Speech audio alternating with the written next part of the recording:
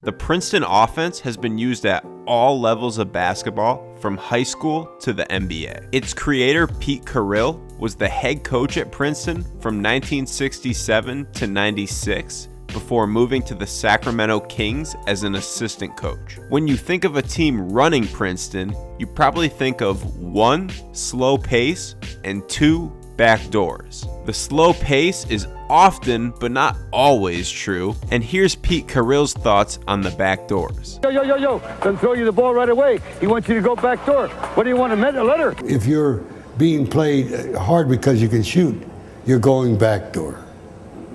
Now, Princeton is known for going back door, but guys been going back door for 50 years. And I resent the fact that when they say that, as I'm the guy that invented the backdoor play. I just emphasize it, that's all. The offense also has the reputation of being very intricate. Yeah, this is my 4th year now, and I don't think I could say I fully understand the entire offense. It's extremely complicated.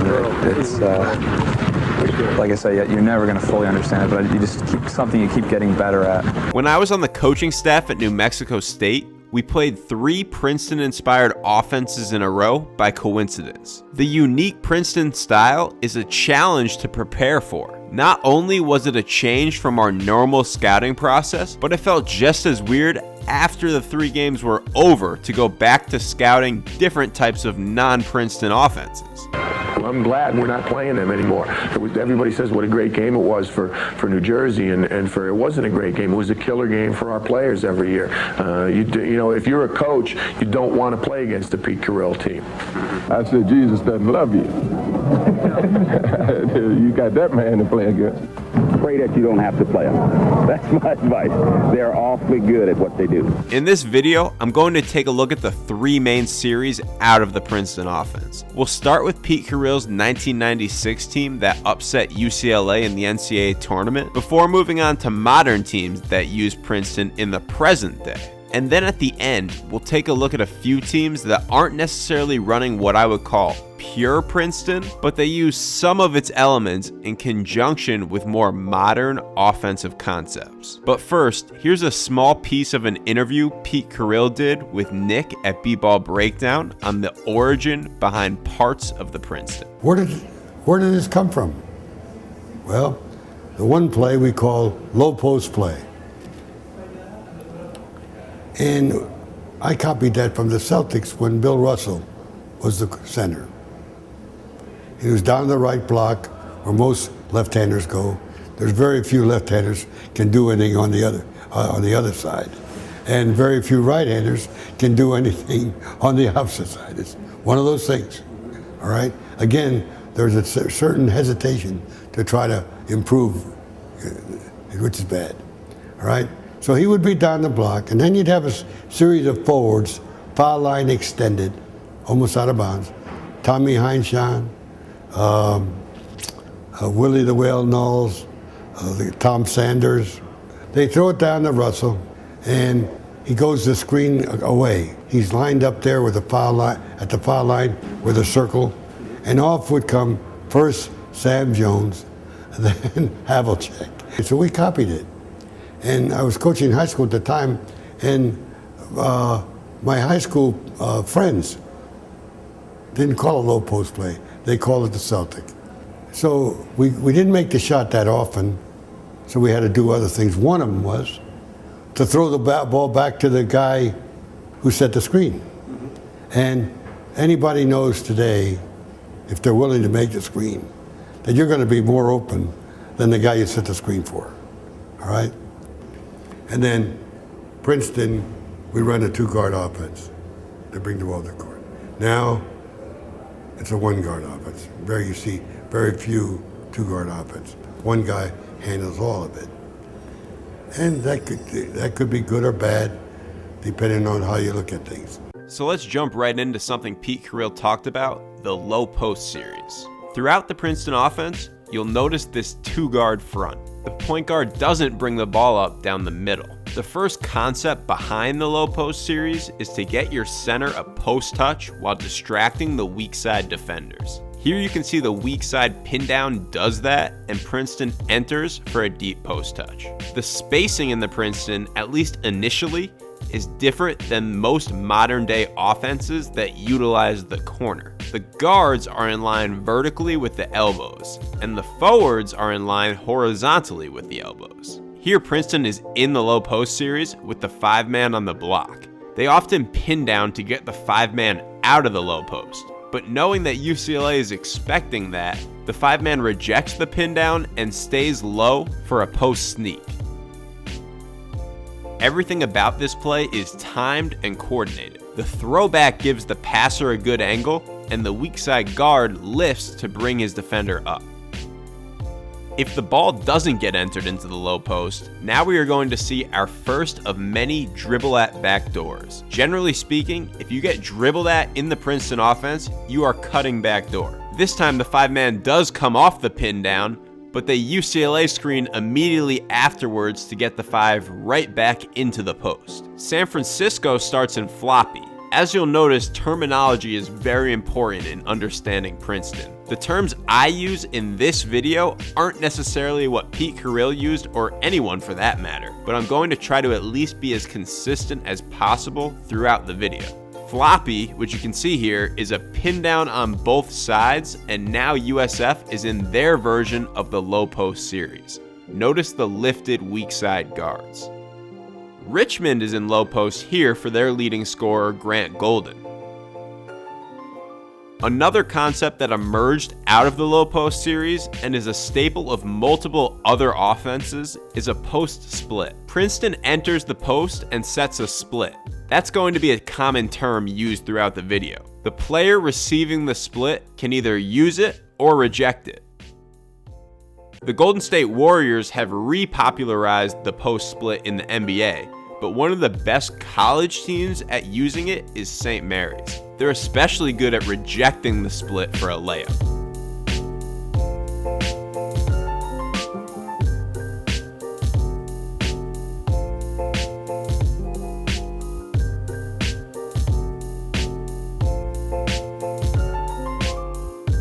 So that was an intro to the low post series. Next we have the chin series. Notice the same starting alignment. This time we get a full ball reversal into a back screen followed by a flare screen. Back in 1996, Princeton would run chin as a continuity, repeating the back screen and the flare screen over and over.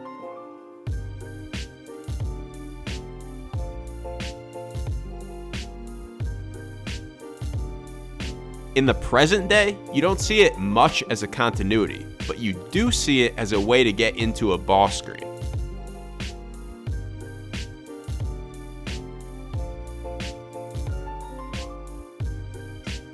John Beilein is probably the highest profile coach using chin to get into spread ball screens.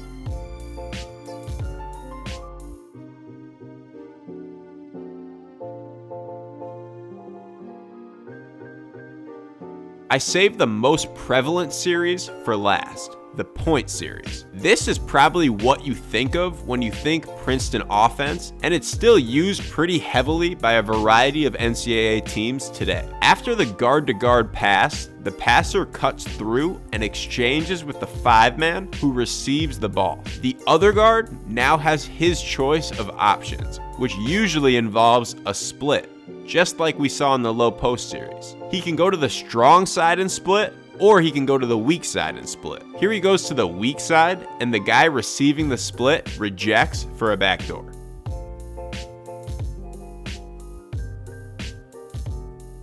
Chris Mooney at Richmond loves the point series, and of all the teams I watched, they go to the strong side for a split the most.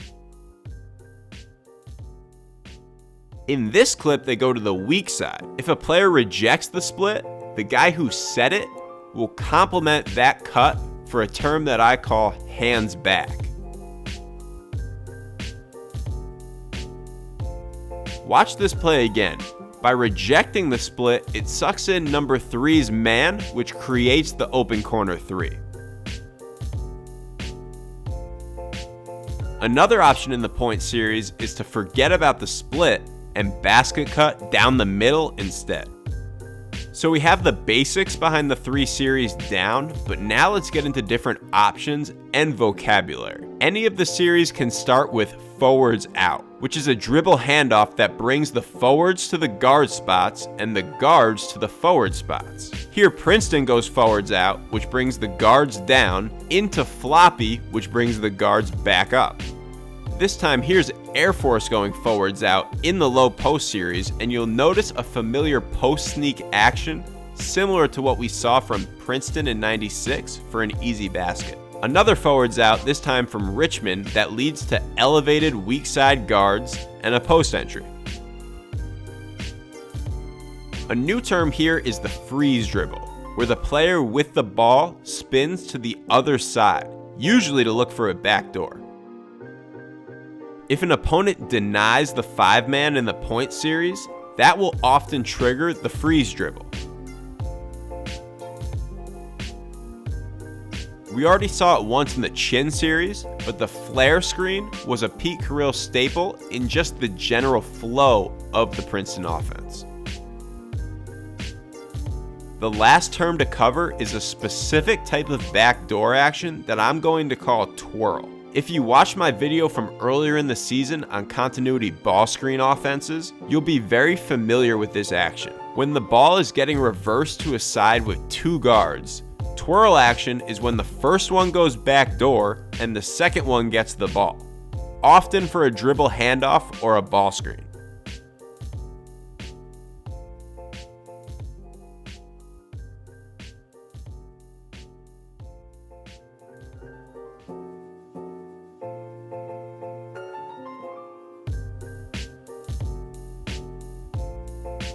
So now let's take a step back and look at the whole flow of a Princeton offensive possession in all its glory.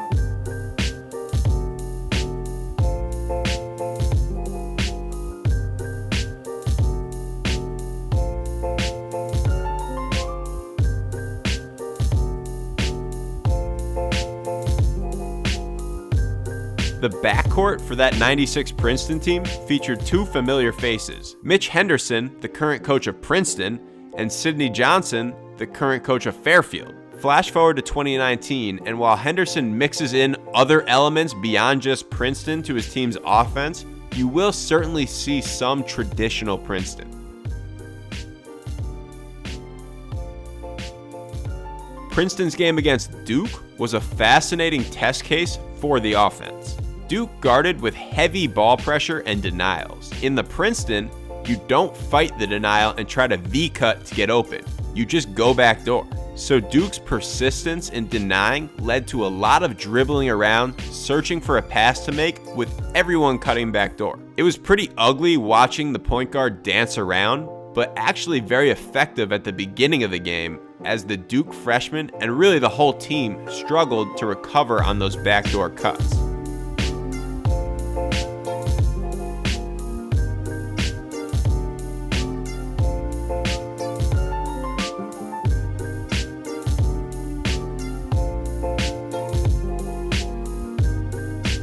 Sidney Johnson's Fairfield team hardly runs any Princeton, but once in a while they will run a set that is basically the point series. One way you can tell it's a set and not really pure Princeton is that the point guard is down the middle of the court.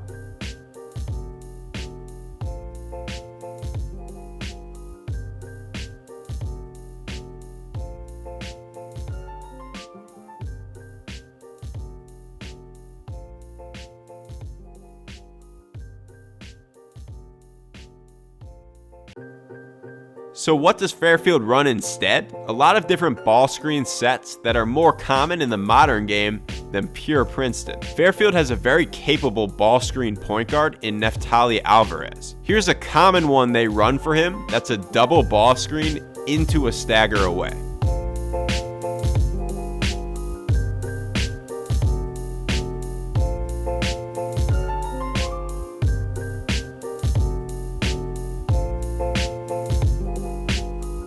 So now let's take a deeper look at a couple teams that are in fact running pure Princeton in 2019. I've already mentioned Richmond, but here they run point and freeze dribble instead of passing to the 5-man.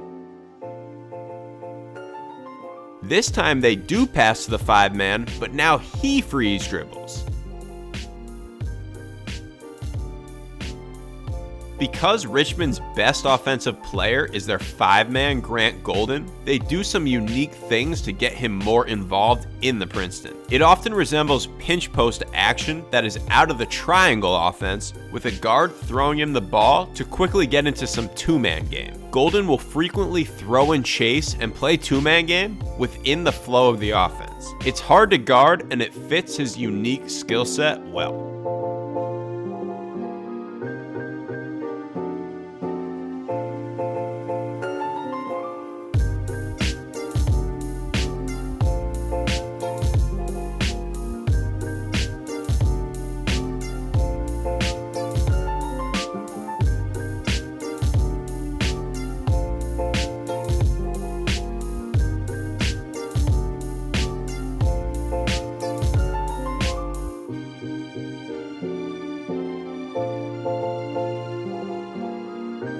Dave Pilipovich at Air Force is another pure Princeton coach.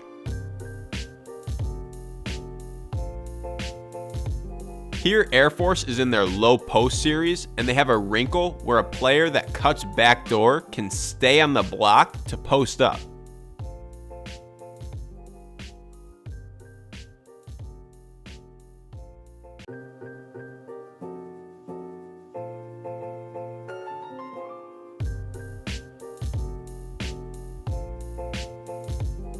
Here's their version of the chin series, leading to twirl action.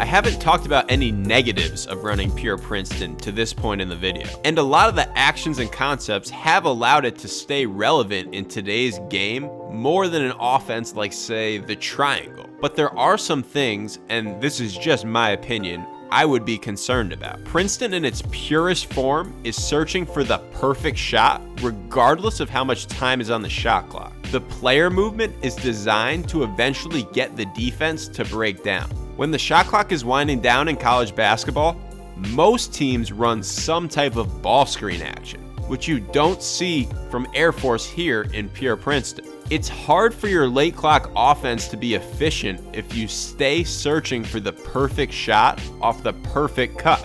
If we go back to 1996, Pete Carril would often run multiple different series of the Princeton offense on the same possession. Like I said, the rise of the ball screen probably makes this not the best option. And also remember that now the shot clock is 30 seconds as opposed to 35 in 1996.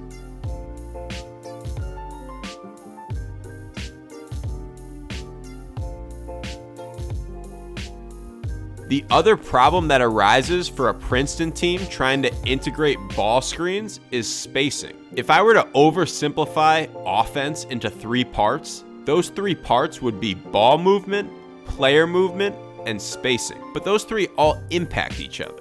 The Princeton has fantastic player movement. It's as good as any offense out there in that category. But player movement inherently leads to bad spacing, at least while that movement is occurring. Ball screen efficiency is optimized with perfect spread out spacing, which doesn't really happen in the Princeton. Here, Air Force goes to ball screen, and while the spacing is technically correct for the Princeton, it's terrible for ball screen offense when the 3 players not involved in the ball screen are on top of each other. Before I go into some more modern offenses that still have heavy Princeton influences, there is a college basketball team running pure Princeton that is also hyper efficient on offense. That team is actually the defending Division III national champs, Nebraska Wesleyan. They're 14-0 this season, averaging 95 points per game, ranked first among D3 teams in points per possession, and shoot a ridiculous 64% from 2 and 42% from 3.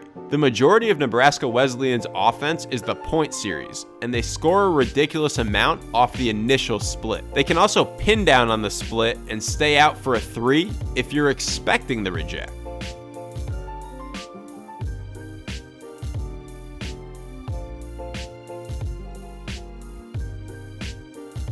But what makes them unique and where they score the bulk of their split points is by using the screen and tight curling to the basket. The Prairie Wolves personnel consists of a lot of players that are similar height that can all post up. So even if you are out in front of the curl or switch it, they can duck you in for a post up with just about any guy on the floor.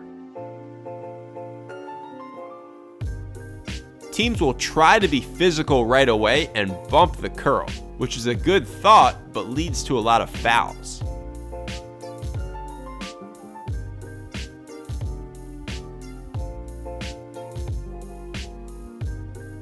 The danger of that curl only makes Nebraska Wesleyan's hands back that much more effective.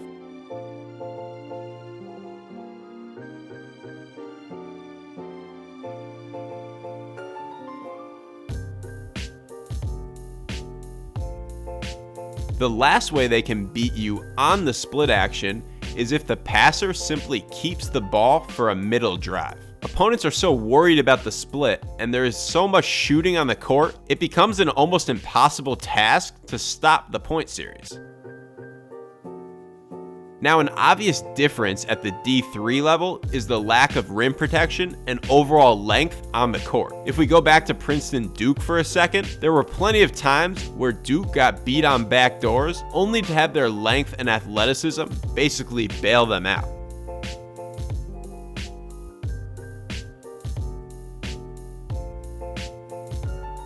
I talked to Casey McGraw, an assistant coach for Nebraska Wesleyan, who was part of the national championship team, about the offense, their personnel, the tight curl, and how it might translate to the D1 level. Well, I think one of the reasons we score a lot is personnel based.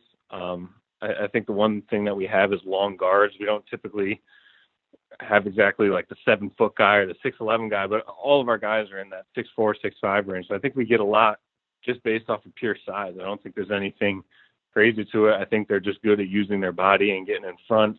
And I think the other part is, a lot of teams will try to take the corner guy and try to sink him down and take away. So when they lob it in there, there's another hand in there. I think we do a pretty good job. Our guys do a good job of skipping that to the corner to a shooter there. So I think teams have seen that enough to know that we can't just leave that corner and help on dig there, tag, or whatever you want to say. Because there's a shooter in that corner. So I think the spacing has been a huge part of that. Every single person we play, we encourage to shoot. I think most guys are at about 40% right now or above. So I think we really look to focus on encouraging our guys to shoot. And part of it is even if you miss that shot, we want teams to defend that shot. So you have to take that shot if you're open. That's part of our offense. I think it still holds up well. Coach Woolman and I have talked about that a lot. I think, once again, I think it goes back to personnel base. I think if you can get those advantages, whether it's in the posts or guards, whatever your size advantage is, I think if you can take advantage of that, I don't think there's a ton you can do. Obviously, there's going to be some different things with a rim protector that we need to adjust. But, I think the way we play, if you can get 5 guys out there, and sure, that rim protector has to guard somebody. So I think if we can do a good job of finding out ways to drag him away from the hoop, I think that solves that. And then, but obviously there's going to need to be more detail. I think there's so much scouting at the Division I level that you'd need to adjust some things, and we wouldn't be able to maybe run the same 4, 5, 6 different actions. We'd need to switch it up a little bit for sure. Kyle Smith at San Francisco is a coach who has had success modernizing the Princeton offense. I had him as a guest on my podcast a couple of months ago, and he jokingly called it Princeton on crack.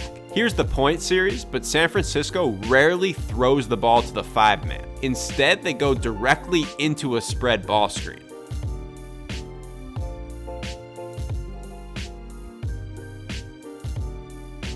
If they throw back and hit the roller, the offense looks a lot like the low post series.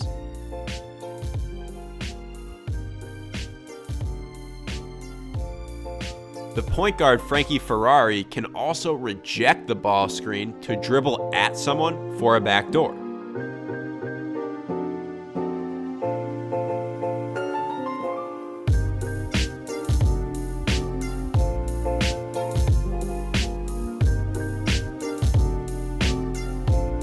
Here's Kyle Smith, who before his head coaching career was an associate head coach for Randy Bennett at St. Mary's, on the origins behind some of what you just saw. Randy and I stole it from Vance Wahlberg, actually, who kind of changed the game in the early 2000s, in the 2000s, as far as like all the dribble drive stuff. And like a lot of our 4-on-4 full court drills before practice, you get a lot of situations there. And a lot of our penetration rules, which we work on a lot. You're either coming to get the ball or going back door, which is similar to what you'd call the Princeton action, but this more off dribble drive stuff. So I think it's good what we do, and I owe a lot, hat tip to Vance, because he just let us come down there and steal from him. Then actually Calipari was sitting in the gym. This back when he was at Memphis too, and he stole the idea that I used to call it Princeton on crack. So that was a little vulgar, I guess, or inappropriate. And he called it Princeton on steroids. And he had a little bigger platform than me as the associate head coach at St. Mary's. But we're both kind of, it was revolutionary a little bit when we started playing two guards, spreading it out, and putting shooters down in the corners, and those guys really forcing the hand on those guys guarding your shooters in the corner. Are you gonna help on these rolls? Are you gonna help on these drives? If so, you're gonna get splatted. And if you're gonna take away that guy in the corner and there's a little space there, you're gonna give up drives, or you're gonna ball watch a little bit. You're gonna hit on some back doors. And I think and then you get a phenomenal passer like Ferrari's good, and St. Mary's had one last year, and Emmett Nahr as good as anybody too. That they really exploit those. Let's look at some more examples of this Princeton on crack offense. We already talked about and looked at the St. Mary's post splits that you see going on here. Randy Bennett's current system is even less pure Princeton than Kyle Smith's, but he has used some of the basic concepts to create one of the best offenses year in and year out in D1 basketball. Bennett runs a lot of horn sets with two bigs at the elbow and two wings in the corners. On this horn set, Jordan Ford passes and sets a split just like the point guard does in the point series. Ultimately, most plays in Bennett's system end in a ball screen or a post up with great spacing. They might try to backdoor you or basket cut you early, but after that, they are putting their best players, like last year with Landale and this year with Ford, in a ball screen or a post up.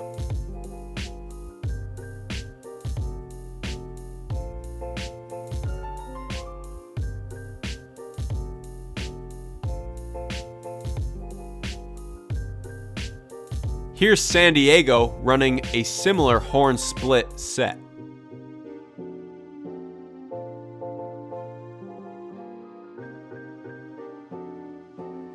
St. Mary's will run some looks that are reminiscent of Chin as well. Here they start almost in a horns or a 4-high formation, an Iverson cut. On the reversal, take a look at the noticeable Princeton spacing as they go into forwards out. They back screen like Chin and ball screen, but the play is actually designed to get Landale a deep post touch, and he's able to draw the foul.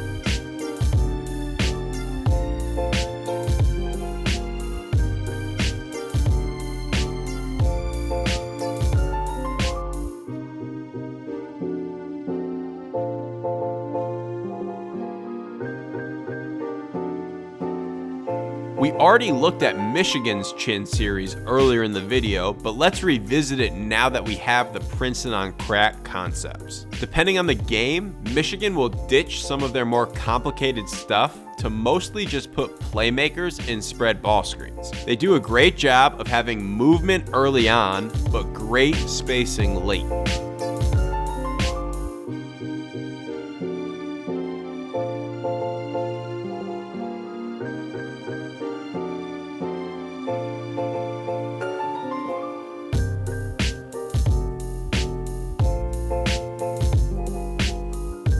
South Carolina and Frank Martin are known for an aggressive denial defense, and it's probably no coincidence that 2 minutes in, we get a freeze dribble backdoor play from Michigan. The hard part is you must be skillful. The minute you have the ball in your hand, you are the point guard. And if you can't pass or see anyone to pass it to, you're stuck. If you can't dribble, you're stuck. If you can't throw apples in the ocean, you don't want to run that play. All right? So that's what makes it hard. We pass the ball, we shoot the ball, we dribble the ball. But the only thing we don't do that other teams do consistently is rebound. All right? And so in the end, that's probably why we lose.